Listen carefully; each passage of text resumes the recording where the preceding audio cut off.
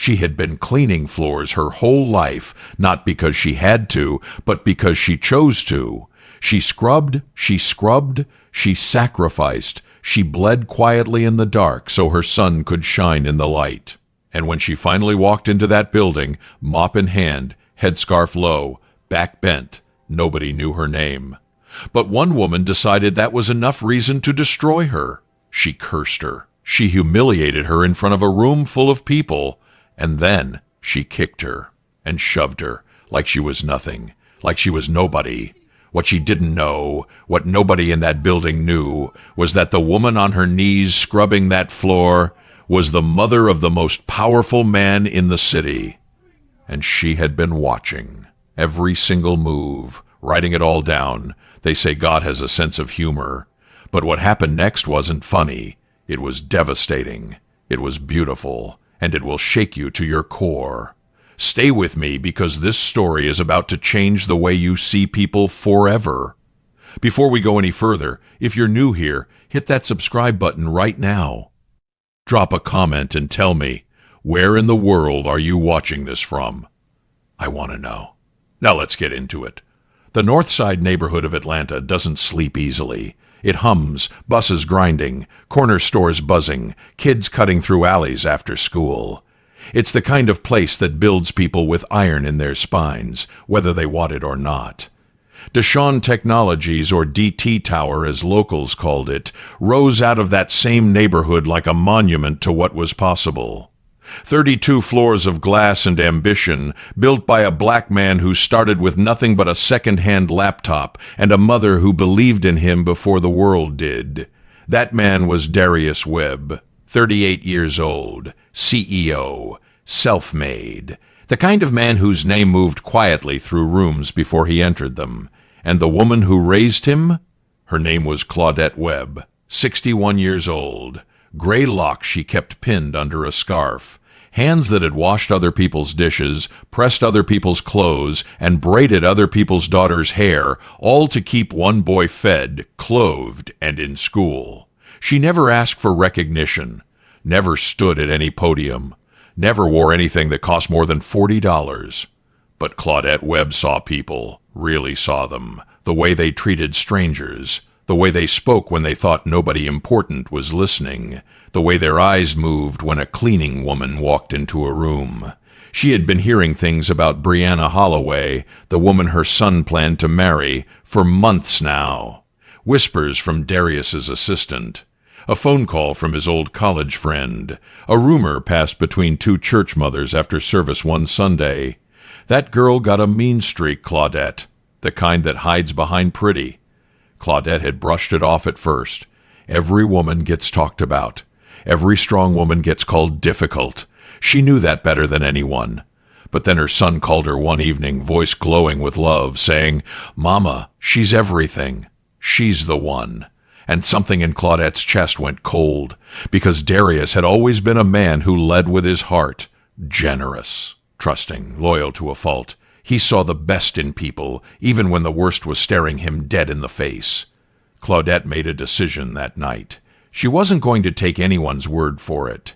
She was going to see for herself. She called up her old friend Ruth Ann, who ran a contract cleaning service that serviced DT Tower 3 mornings a week. She asked for a favor, just one morning, just one uniform. Ruth Ann laughed. "Girl, you are something else." But she handed over the uniform.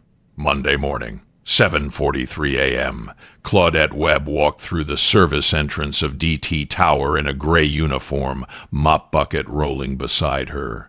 Head down, eyes open, nobody looked twice. That was the first thing she noted. Brianna Holloway arrived at 8:15 a.m., like she always did, 10 minutes after the building filled up, just late enough to make an entrance. Cream blazer, gold earrings, heels that hit the lobby floor like punctuation marks at the end of a sentence nobody had the nerve to finish. She was the head of brand strategy at DT Tower. Brilliant by most accounts. The kind of woman who could walk into a room with a bad idea and leave it looking like a masterpiece. Darius had spotted her at a conference 2 years back and hired her on the spot. Romance followed 6 months later. She was magnetic. She was ambitious, and she was deeply, dangerously proud. The lobby was quiet when it happened. Claudette had just finished mopping a section near the front corridor. She was wringing out the mop when Brianna's heels came clicking around the corner, fast, distracted, phone pressed to her ear. The wet floor sign was up, clearly visible, but Brianna's eyes were on her screen. Her heel caught the damp edge of the tile. She didn't fall, but she stumbled, catching herself on the reception desk. The mop water rippled across the floor toward her shoes. Brianna looked down. Then she looked up, and the mask slipped. "What is wrong with you?" Her voice cut through the lobby like a blade. "You left this floor soaking wet with no warning. Are you blind or just stupid?"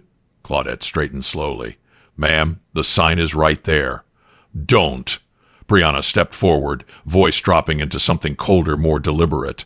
"Don't talk back to me. You're a cleaning woman. Clean. That's it. That's all you are in this building." People stopped. Keyboards paused. Eyes dropped. The security guard near the door shifted his weight. The receptionist, Tamika, looked away so fast she nearly knocked over her coffee. Claudette held her ground, voice steady. "I meant no harm, ma'am." Something about that calm, that quiet, unbothered dignity seemed to ignite something ugly in Brianna. She stepped closer, close enough that her perfume mixed with the smell of the cleaning solution. "People like you think saying sorry fixes everything. It doesn't. Next time this floor is wet, I'll make sure you don't come back." And then, without a single word of warning, she drew her foot back and kicked her. Hard, right into Claudette's side. The mop clattered. The bucket rocked and spilled. Claudette grabbed the desk to steady herself, pressing her palm flat against her ribs, breath knocked short.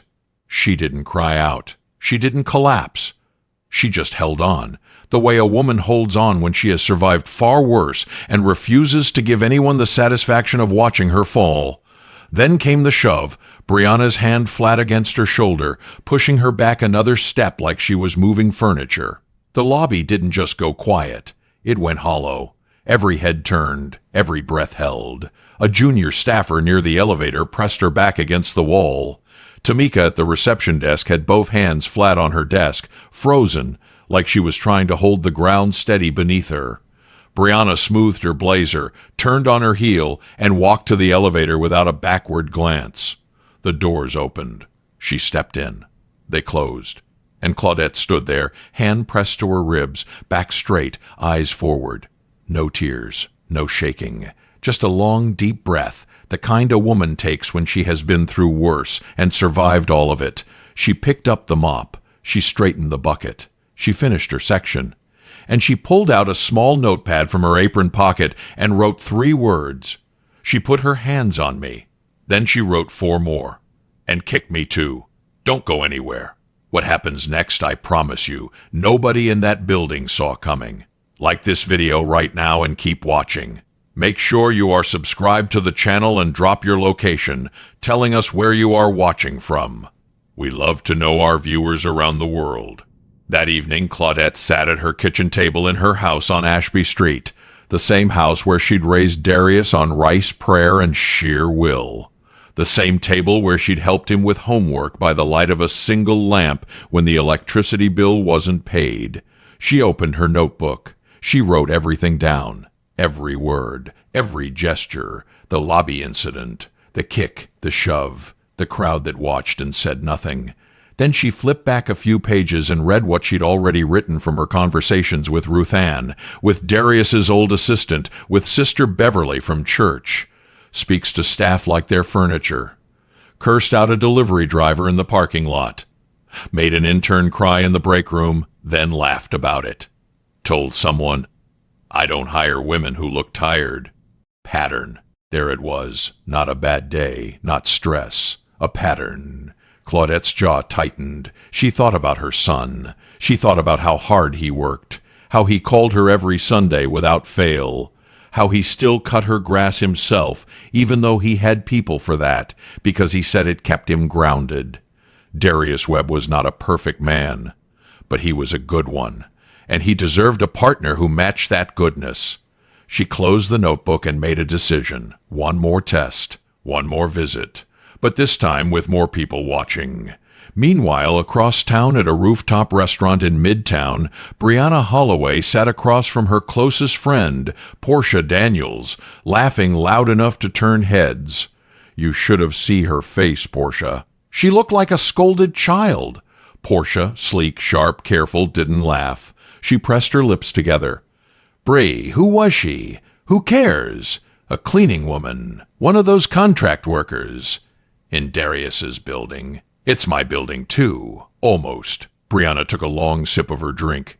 When we're married, I'm going to restructure that whole support staff situation. Too many people just wandering around getting in the way. Portia put her glass down. Brianna, I need you to hear me right now. Don't start. You have a problem. Not a strength. A problem. You treat people like they're disposable and you call it power. Portia's voice was quiet but firm. One day, that's going to blow up in your face in a way you can't recover from.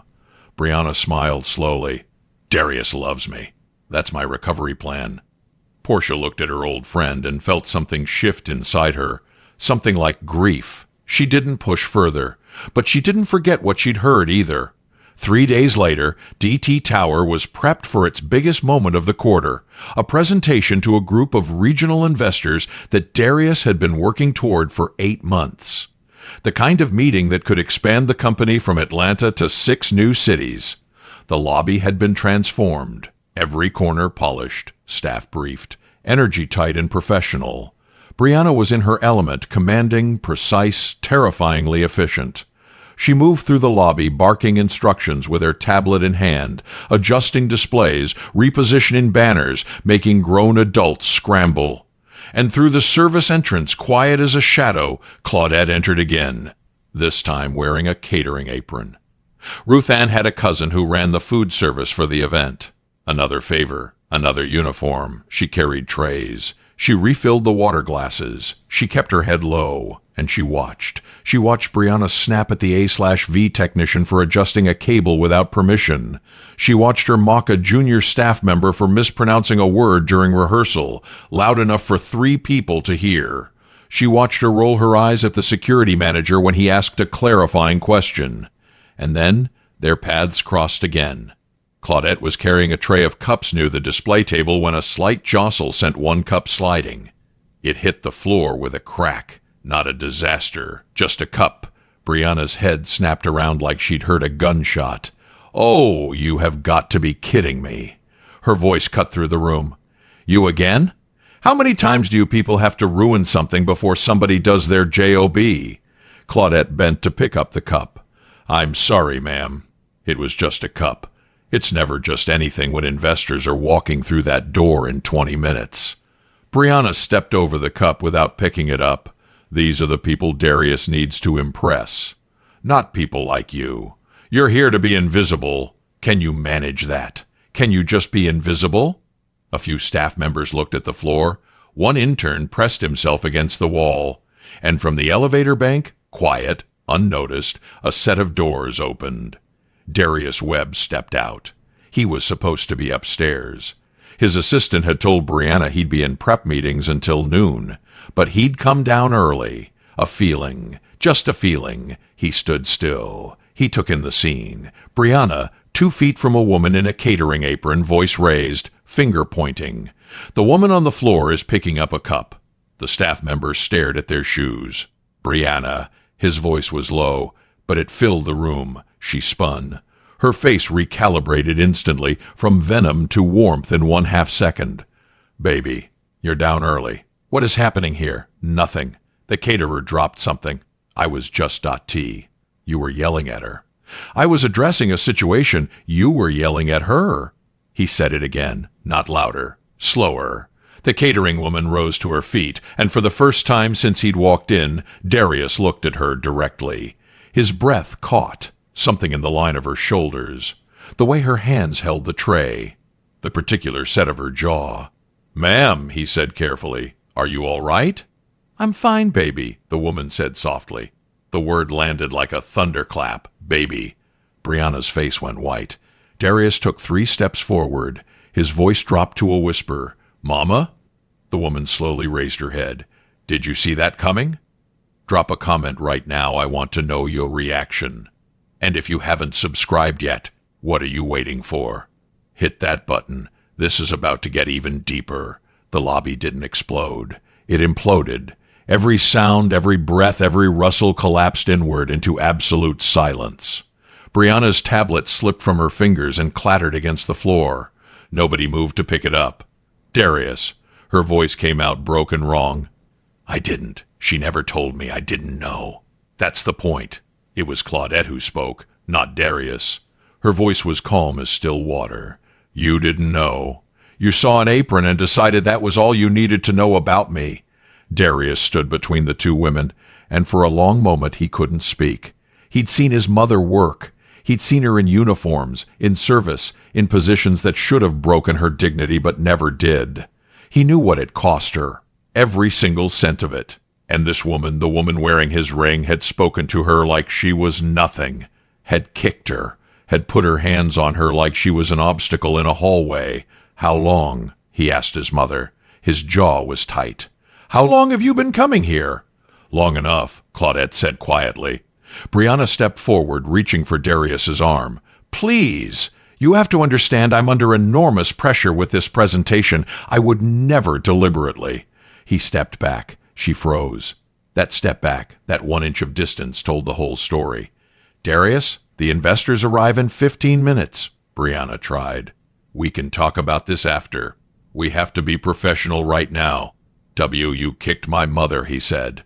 The words came out slow and precise, as each one cost him something. In this lobby, 3 days ago, with my staff watching. The room, already silent, somehow got quieter. And today you came back and did it again. Different words, same cruelty. I didn't know. And 3 days ago in the lobby, Tamika saw it. The security footage shows it. He looked over at the reception desk. Tamika gave the smallest nod, her eyes glassy. You kicked her, Brianna. And nobody said a word to me because they were afraid of you. That last sentence hung in the air like smoke. Brianna's composure cracked completely. So you've been building a case against me? Both of you? This whole thing was a trap? I was watching you be yourself, Claudette said. Nobody set you up. You did that on your own. The investors arrived on time. 12 men and women filed into DT Tower's atrium for what was supposed to be a polished, choreographed pitch. What they walked into was something else entirely. Darius stood at the front of the room and decided in the space of 3 heartbeats. Before we begin our formal presentation, he said, his voice even, I want to say something. Brianna, seated to his left, went rigid. This company was built on one principle, that every person in this building matters. The person on the 32nd floor and the person pushing a mop cart through the corridor at 7 in the morning. Equal dignity. Always. He paused. This morning that principle was violated, in front of my staff, and the person it was violated against is my mother. A ripple moved through the room. Heads turned. Eyes found Claudette, still in her catering apron, sitting calmly in the back row where an assistant had quietly guided her to a seat. One of the senior investors, a woman named Dr. Adiz Okonkwo, who'd built her own company from the ground up in Houston, leaned forward with sharp, interested eyes. I am not going to pretend this didn't happen to make this room more comfortable, Darius continued. If you invest in DT, you invest in these values. And these values are non-negotiable. The silence that followed was the kind that means something, not awkward, decisive. Dr. Okonkwo looked at the man in front of her and then back at the woman in the apron, and she smiled. Small, certain. Brianna stood up. Darius. Her voice shook. Don't do this. Not here. Not in front of these people. I made a mistake. I was wrong. I know that. But you are throwing away everything we built over one bad morning. It wasn't one morning, he said. Then give me a chance to fix it. I've been giving you chances. His voice broke, just slightly. Just enough to show what this was costing him. Every story I heard, I defended you. Every complaint from my staff, I brushed off. I chose to believe you were just driven. Just passionate. Just under pressure. He looked at his mother. And meanwhile, you were kicking her, in my building, like she was nothing. Brianna's tears came then, real ones, not calculated. The kind that comes when you finally feel the ground giving way beneath you. "I love you," she whispered. "Darius, I love you." "I know you do," he said. "But love doesn't cover everything. Love doesn't undo what I saw, what she went through, what my staff watched and were too afraid to report because they feared you." A junior staffer in the third row put her face in her hands. Claudette rose from her chair. The room shifted as she walked to the front, not because she was loud or dramatic, but because of something in the way she moved. The weight of a woman who had survived things that would have destroyed others and came out still standing, still whole. She stood beside her son. She looked at Brianna, not with hatred. Something more complicated than hatred. Something almost like sorrow. "I need you to understand something," Claudette said. "I am not here to destroy you. I'm not here for revenge. I put on that uniform because I needed to see who you were when nobody was grading you. When you thought the woman in front of you didn't matter." Brianna's hands were shaking. "My son grew up watching me work 2 jobs. He watched me clean other people's houses, press other people's clothes, smile at people who looked through me like I was glass. And he never, not one time, treated a working person as less than human. Because I taught him better. Because I showed him better." She paused. "You have talent. I can see that. You have drive. I can see that too. But talent without compassion is just cruelty with credentials.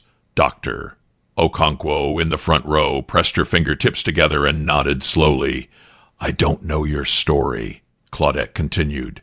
"I don't know what made you this way. Maybe somebody treated you the way you treated me, and you decided never to be on the bottom again. I understand that. Lord knows I understand it." Her voice softened, but her eyes stayed firm. "But you took that pain and you weaponized it against people who never hurt you. You kicked me, a 61-year-old woman, like I was something in your way. And the saddest part? You didn't even think twice." Brianna's chin dropped to her chest. "That is something only you can fix.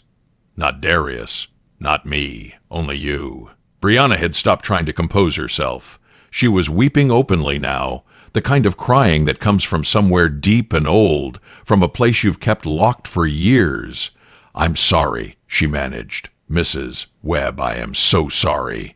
"I hear you," Claudette said. "But sorry is a seed, not a harvest. The question is whether you're willing to do the work to let it grow." The investors were still in their seats. Nobody had walked out.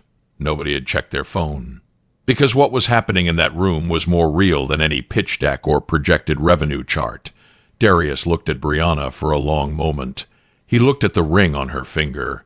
He thought about the plans, the venue, the dress she'd shown him on her phone, laughing with her eyes bright. He thought about the morning he first told his mother about her, and the pause on the other end of the line that he'd chosen to ignore.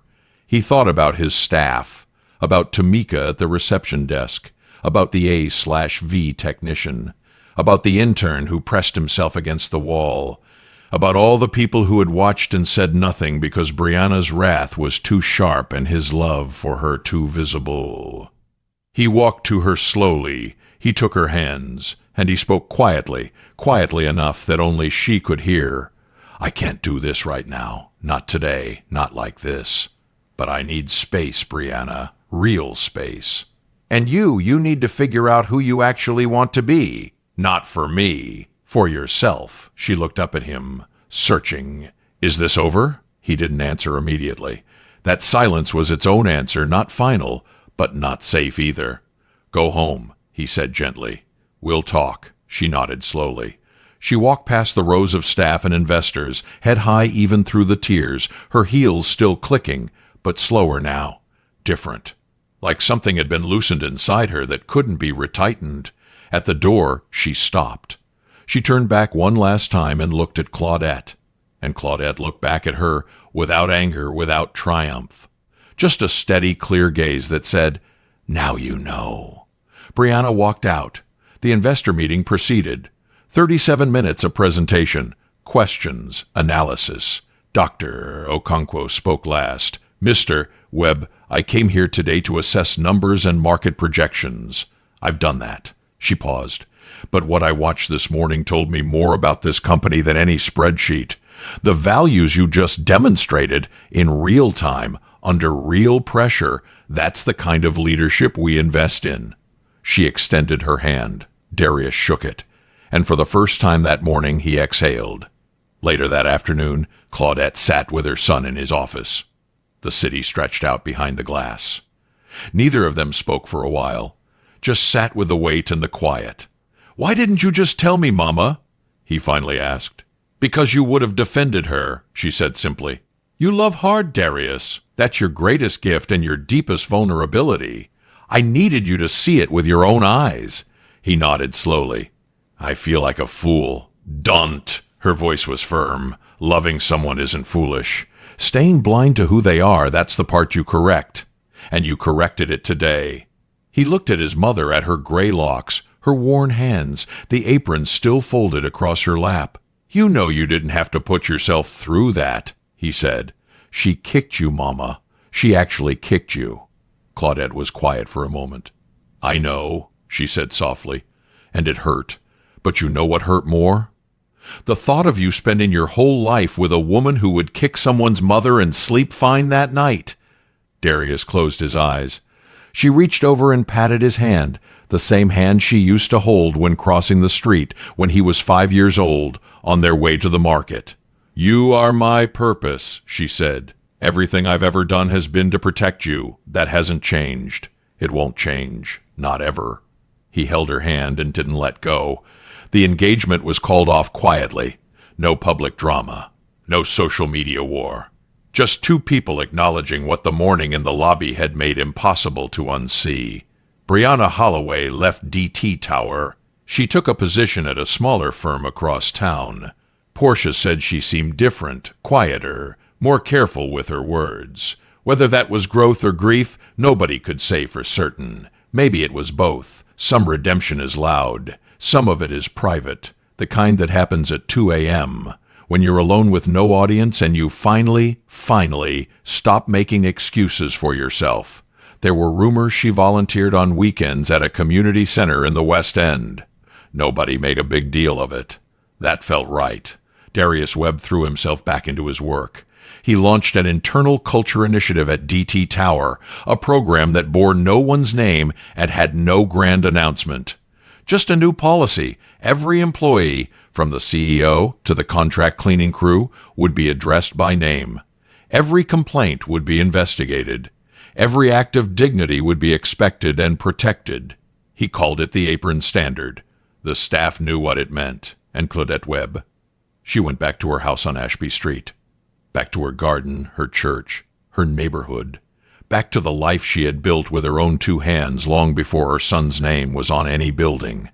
She never wore the uniform again, but she kept the apron, folded neatly, tucked in the drawer of the kitchen table where she used to help her son with homework by the light of a single lamp. Some things you keep not because they brought you joy, but because they remind you of what you were willing to go through for love. Here is what this story is really about. It's about the woman who mops your floor at 6 a.m. before you arrive, the man who holds the door, R and you don't look at, the vendor who passes you a TR, I, and you don't say thank you, the people we walk past every single day because we've decided, consciously or not, that they don't count. They count. They always counted. And sometimes, the person you dismiss as invisible is the very person holding the keys to your entire future. Treat people well, not because of who they might be, but because of who you are. Because character is not what you show when the cameras are on. Character is what you do when you think nobody is watching. And somebody is always watching. If this story moved you, if it hit somewhere deep, share it right now with someone who needs to hear it. Drop a comment below and tell me, what part of this hit you the hardest? Was it the kick? The moment Darius said, "Mama?" Or was it Claudette at the end, folding that apron and putting it in the drawer? I read every single comment. Everyone. And if you're not subscribed yet, do it now. Because the next story coming to this channel is going to hit even harder than this one. You do not want to miss it. I'll see you there.